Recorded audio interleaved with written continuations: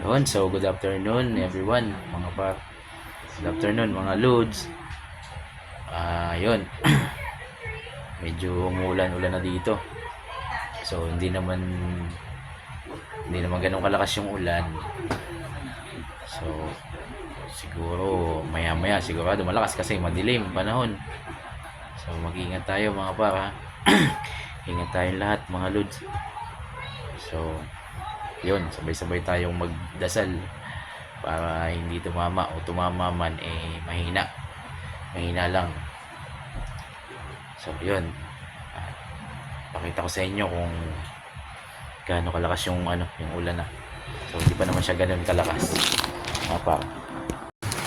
So ayan no. Ito pa lang yung ulan, so wala pang hangin. So naman, medyo madilim yung kalangitan. So sana ganito lang, hindi na sana lumakas para safe tayong lahat. So yun nga, ulitin ko po, ingat po ang lahat dahil nga po medyo malakas yung bagyo, medyo ayan o. So hindi pa naman siya ganun kalakas yung ulan, so sana hindi na lumakas para ayan o. Ayan. Pero madilim talaga. Madilim yung kalangitan. So, ang mahirap nito guys is mamayang gabi. Kung mamayang gabi pa. So, pero sana ganito na lang talaga sayang. Para hindi na ganun lumakas. So, yun. Ingat tayo ha. Ingat tayo.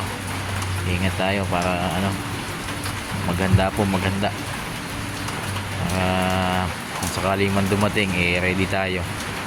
So again, good afternoon everyone.